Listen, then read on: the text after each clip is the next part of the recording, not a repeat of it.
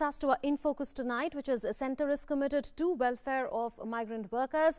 To talk about that, we are joined by Yaduvendra Mathur. He is former Special Secretary Niti Aayog. Also joining us in a short while will be Jayant Krishna. He is former CEO and SDC Skill India Mission. I welcome you, Mr. Mathur, to Newsnight. You know, the centre has written to states at least thrice. That's what the Railway Ministry says on the communication as far as Shramik special trains are concerned, because the centre is now telling states, and over a period of time it's been telling states that it will be providing Shramik special trains to them within 24 hours of the demand being raised. How do you look at this coordination that has been happening, especially since May when this train service began? Yeah, so thank you. I think you have in focus. It's a very contemporary and a very relevant issue. And I think we will need to really complement the railway board and the at the highest levels the coordination, because the railways was very efficient, and within 24 hours of the state government seeking any movement on a particular route, the railways were able to mobilize, and the trains were provided. And it is not only that it was a very rigid train route. The chairman railway board himself has been monitoring this, and we were given to understand from official sources that many of the trains routes were also deliberately changed to accommodate the migrant laborers who had boarded a particular train. And there was so it was more of a real-time response of the railways to ensure that the maximum number of migrants who wanted to move on the train, they could get on the trains, and as per their destinations, those trains were rerouted. So I think in a massive operation of the scale at which happened, I think we have to. I know there may have been a lot of inconveniences because many were caught napping, but I think within a couple of days things got organized, and now that coordination between the chief secretaries, the railway board, under the disaster management framework is all well in place. And like the Supreme Court has desired, I think the system is already well laid out, and I don't see any problems going forward. And there is a skill mapping of these migrants who've gone back to their home states, that those home states are taking up. At least Uttar Pradesh and some other states have taken that up already. But the Supreme Court also spoke about how it is important to set up counseling centers and help desks at the district level, at the block level, to advise migrant workers on the jobs that they can take, on the various schemes that are there to benefit them. How important is execution of this going to be? Oh, absolutely. I think, I just like to give a little background. It is even before the COVID thing kind of flared up in the middle of February, the Ministry of Skill Development had already convened a review meeting with all the state governments. This was a part of their normal routine activity to strengthen the district skill centers. So the ministry has been very cognizant that the skill mapping of not only migrants, but all desirous of getting employment and getting upskilled. So at the district level, the district skill centers were already being, kind of state governments were encouraged to get the district collectors from Niti Aayog, the aspirational district program, about 120 aspirational districts, very focused, which were the most challenging. So the skill development, the whole ecosystem in partnership with the private sector, the National Skill Development Program, the Pradhan Mantri Kaushal Vikas Yojana, the Deen Dayal Upadhyay Kaushal Vikas Yojana, the National Entrepreneurship Program. So there are a slew of programs by the various ministries as well as by state governments. So in fact, the challenge is there is a multiplicity of these programs, and at the district level, they are all well coordinated and convened. So my sense is that activity had started. But now we need to gear it up. And across the country, every district collector is now sensitized. And this district level action on matching the needs of the private sector, the industry, with the skill set which is available. And you may be aware of the Swades platform recently launched. All the migrant workers who are coming into India from other countries, they can go online and they can upload their data bank and what skills they have, and then the private sector can pick up. So it's a massive task, but I can assure your viewers that the framework is well in place, and you rightly said we have to implement it, particularly at the district level. Like UP has done a phenomenal job, I understand. Is the center also cognizant of the nutritional requirements of these migrant workers, and is that the basis of the One Nation, One Ration Card scheme that the center has conceived, which is set to roll out from August this year? Absolutely, because the One Nation, One Ration Card is a game changer, because the challenge has been to actually even get a handle on the number of migrant workers in any particular city or a district or a state. But through the ration card network, I think that will be a very efficient, and I think it's a brilliant move to get this mobility of the ration card also become a surrogate to actually keep a track of where the migration is happening. Not all migration is bad. Migration does connect a particular skill set with a particular requirement in the country. So while migration is pro development, but it should be organized and well cared for. So rental housing scheme, I think you should also let the viewers know in detail in some program about the push for rental housing.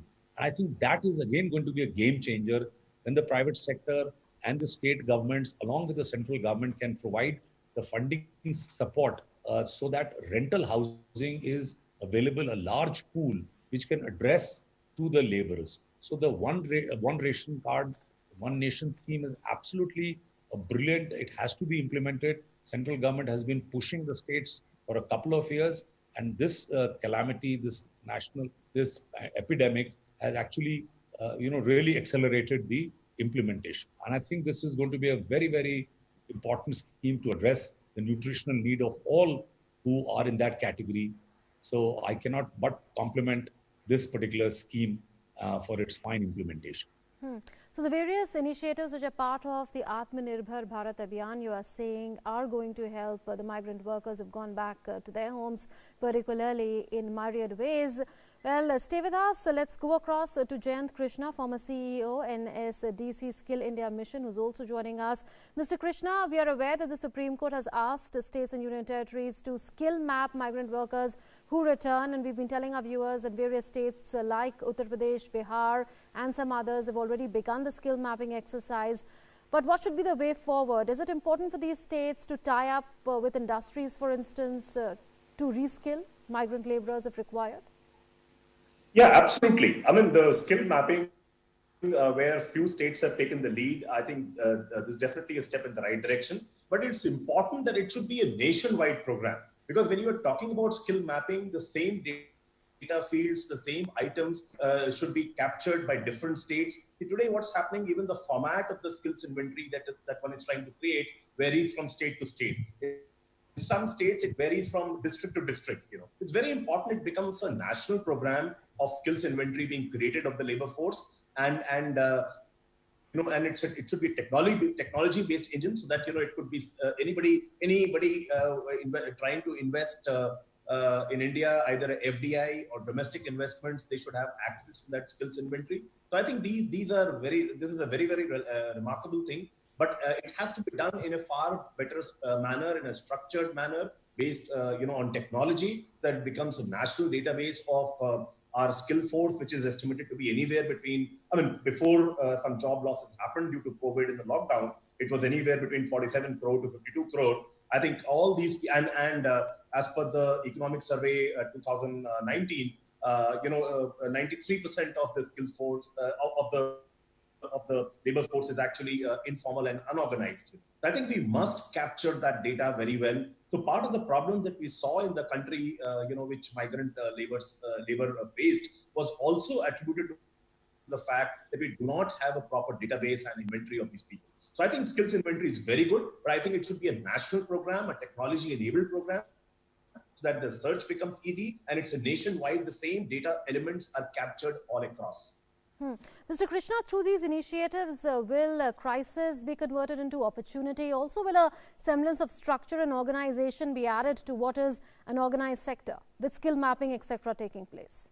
I presume so. I think COVID is a very good opportunity. Of course, it is such a big calamity, such a big pandemic, but it's equally good an opportunity also. See, if we look at why in our country we see such a huge degree of informalization of labor, The reason is because our labor laws have been very, very complex. There are 44 labor laws at the federal level, at the Government of India level, and up to 200 labor laws at the state level, which vary from state to state. So there is already an effort happening to codify these 44 national labor laws into 4 categories, into 4 codes. The industrial relations related ones will come under one code. The salary and wage one will come in another one.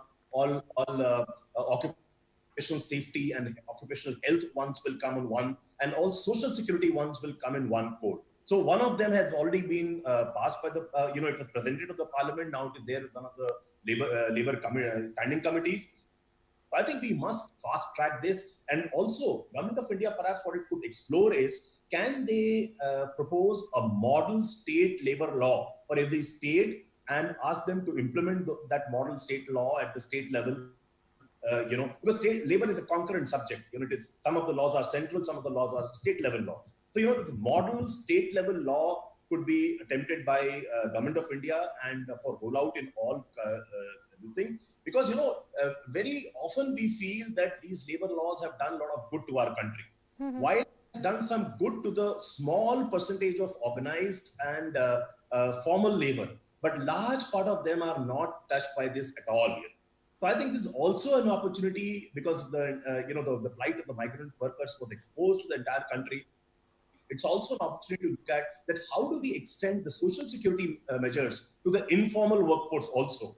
Social security measures like the sickness, what happens when they are unwell, what happens if they meet accidents, old age.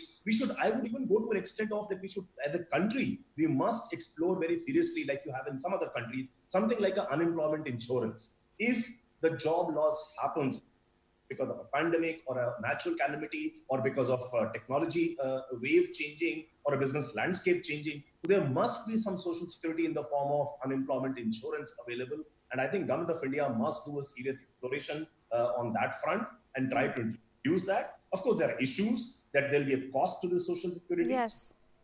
So who puts the bill? Fair enough. That is the kind of scheme that we see in countries like the United States, but it's for the Union Cabinet to take a call on that.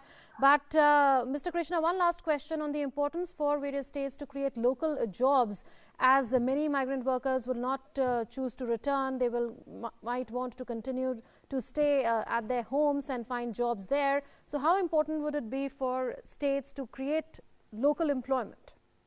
I think it's important, but let's also understand a fundamental thing: why migration happens. Because a lot of migrant labor goes from populous states like UP, Bihar, Chhattisgarh, MP, in different other clusters. So these states typically do not have a sizable amount of industrial investment so as to provide local opportunity. Industrial investments are there in states like Maharashtra, Tamil Nadu, Karnataka, Gujarat, and so on and so forth, and even to a large extent NCR cluster, So wherever there are populous states where local industrial investments are low, labor goes from those states to the states which have a higher concentration of industry or infrastructure projects and so on and so forth. So this will remain to some extent, because creating local opportunities at the state level, it's a good thing, but it's a time-consuming thing.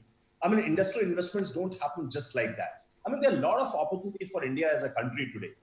There worldwide, there are anti-China sentiments. How could India become the next, workshop of the world? I think it's a huge opportunity. And some of the reforms which have been announced by the Prime Minister and by the Finance Minister, I think those are steps in that direction.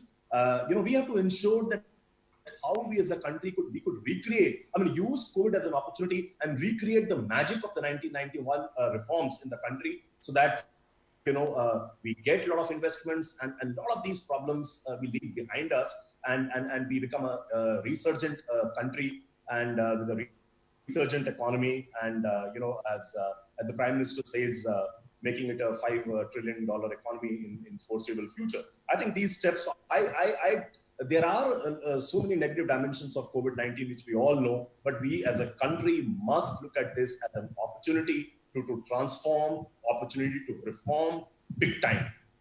Absolutely. So this crisis should be seen as an opportunity, and accordingly, more reforms could be taken up, as you're suggesting. Well, thank you. Jayant Krishna and Yaduvendra Mathur for having joined us on Newsnight tonight. Let's move on now, and the Delhi